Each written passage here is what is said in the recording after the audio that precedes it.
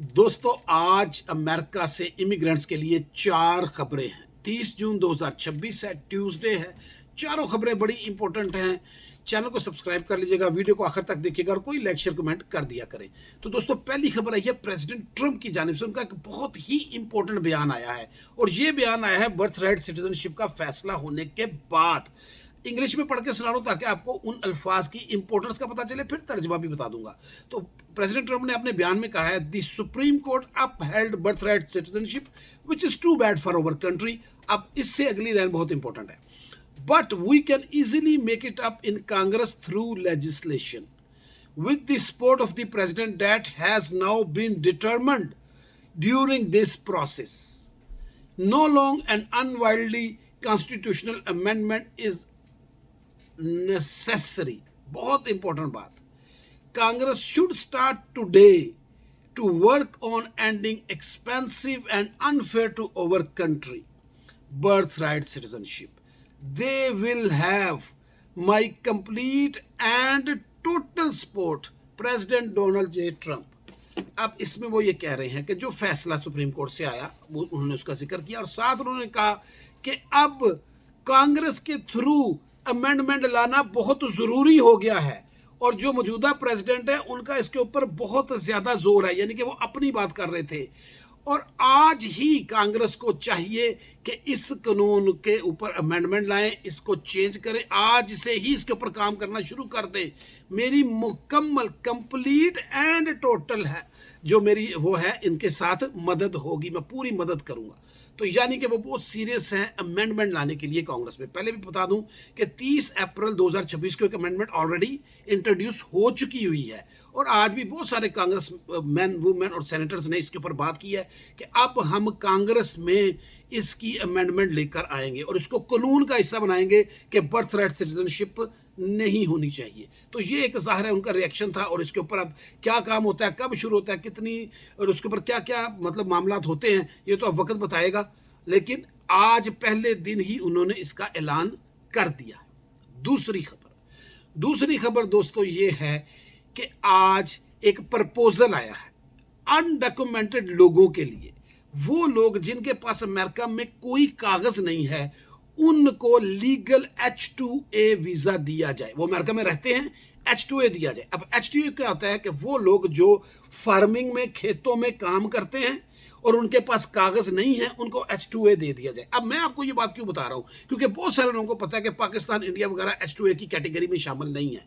लेकिन इस जो प्रपोजल आई उसमें कहा कि जो भी अमेरिका में है, किसी भी मुल्क से उसका ताल्लुक है, चाहे उसके मुल्क का नाम उस लिस्ट में नहीं है, उसको H2A दे दिया जाए। अब याद रखें ये मिलना सिर्फ उसको है, अभी प्रपोजल है, अभी तो ये कानून बनेगा और सब कुछ होगा। मिलना सिर्फ उसको है जो कि खेतों में ऑलरेडी फील्ड में काम कर रहा है।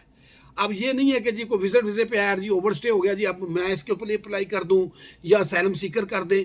हाँ, अगर आप फील्ड में काम कर रहे हैं और आपके पास कोई डॉक्यूमेंट नहीं है, खेतों में काम करें, तो आप इसके लिए क्वालिफाई करेंगे। अब इसके लिए ज़ाहिर वो फिर मज़ीद डिटेल इसकी देंगे कि क्या क्या चाहिए होगा। लेकिन ये एक प्रपोजल है जो कि बहुत अच्छा है और उसकी वजह यह है कि फील्ड्स में काम करने के लिए वर्कर की कमी है और वो चाहते हैं कि जो लोग ऑलरेडी आ चुके हुए हैं, अनडॉक्यूमेंटेड हैं, उनको अब लीगल तरीके से H2A में डाला जाए। याद रखें कि H2A से कोई ग्रीन कार्ड नहीं मिलता, कोई सिटीजनशिप, कुछ नहीं मिलना, कोई स्टेटस नहीं मिलना उस तरह का, लेकिन एक लीगल स्टेटस मिल जाएगा काम करने के लिए, क्योंकि H2A एक वर्क वीज़ा है। अब जो लोग कनाडा या यूरोप के मुल्कों में रहते हैं जिनको H2A में शामिल है, उनके लिए एक सुनहरी मौका है कि वो अपने मुल्कों से H2A का वीज़ा अप्लाई करके अमेरिका आ सकते हैं। तीसरी खबर बहुत ही इंपॉर्टेंट और ये जुड़ी हुई है आपके जो इस वक्त सबसे बड़ा मसला है, 75 कंट्रीज के ऊपर वीज़ा पॉज लगा हुआ है, उससे रिलेटेड कह सकते हैं आप इस खबर को। पब्लिक चार्ज, अमेरिका की फेडरल गवर्नमेंट ने यानी ट्रंप इंतजामिया ने 26 जून को 4 स्टेटों को सू कर दिया, केस कर दिया। अब ये क्या है, पहली बात तो याद रखें वो स्टेटें कौन सी, पहले वो बता दूं। वो मिशिगन है, मिनेसोटा है, पेंसिल्वेनिया है और केंटकी है। इनको सू कर दिया गया। वजह, इनसे वो मांग रहे हैं कि हमें फूड स्टैंप, ब्रिज कार्ड, जो लोग स्नैप लेते हैं उनका डाटा दो, उनके नाम दो, उनके एड्रेस दो, उनके फैमिली मेंबर दो, उनका इमिग्रेशन स्टेटस दो, उनकी बर्थडे, पूरी डिटेल हमें दो। ये 4 स्टेटें बार बार कहने पर भी नहीं दे रही थी, तो उन्होंने इसको सू कर दिया। अब अदालत के थ्रू वो डाटा लेना चाहते हैं। 28 स्टेटें हैं जो ऑलरेडी दे चुकी हैं। पहले वो 28 स्टेटों में भी बहुत सारी स्टेटों ने इनकार किया था। अब जब उन्होंने ये डाटा इकट्ठा किया तो उनको पता चला, जिन स्टेटों ने दिया, कि इसके ऊपर तो बहुत ज़्यादा फ्रॉड हो रहा है।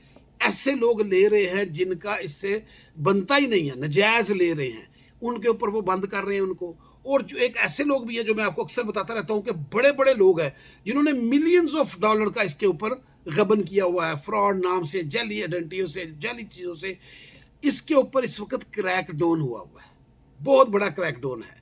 कि जो ये, क्योंकि ये वो उनका कहना है कि बिलियंस ऑफ डॉलर हर साल ज़ाया होते हैं जो लोग नजायज़ ले रहे हैं उनसे। जो जायज़ है उनको नहीं छेड़ेंगे।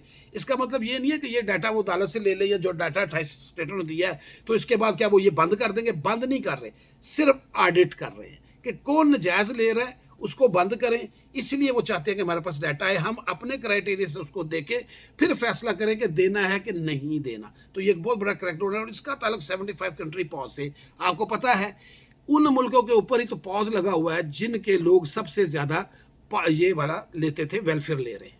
इसमें अभी स्नैप का जिक्र है, लेकिन ज़ाहिर इसमें मेडिकेड का भी काम है। तो ये एक बड़ी इंपॉर्टेंट खबर इससे जुड़ी। इससे आपको इस केस, इस पॉज की इंपॉर्टेंस का अंदाजा हो जाएगा कि कितना बड़ा ऑपरेशन इस वक्त अमेरिका में हो रहा है, कि स्टेटों को सू किया जा रहा है इसके ऊपर, कि बिलियंस ऑफ डॉलर ज़ाया हो रहे हैं, तो उसको कैसे बचाया जाए।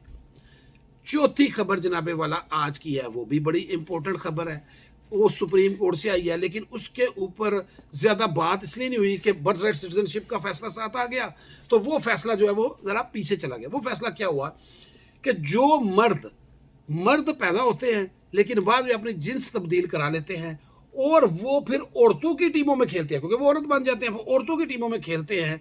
तो बहुत सारी स्टेटों ने उनके ऊपर पाबंदी लगा दी थी कि नहीं जी नहीं, हमने इनको उन टीमों में नहीं खिलाना। तकरीबन 30 के करीब स्टेटें थी। तो ये केस वो लोग लेकर आ गए कोर्टों में, और कोर्टों से ये केस गया फिर सुप्रीम कोर्ट में, और सुप्रीम कोर्ट ने आज फैसला कर दिया कि नहीं, वो अगर स्टेट उनको मना करेगी तो बिल्कुल ठीक है, उनको फिर मर्दों की टीम में खेलना चाहिए। अगर स्टेट कहते हैं कि औरतों की टीम में नहीं खेलना तो बिल्कुल ठीक है, हमें इससे कोई इतराज़ नहीं है। तो ये फैसला गवर्नमेंट के हक में आया है। ये आज की 4 खबरें थी। प्लीज़ चैनल को सब्सक्राइब कर लीजिएगा। Thank you so much.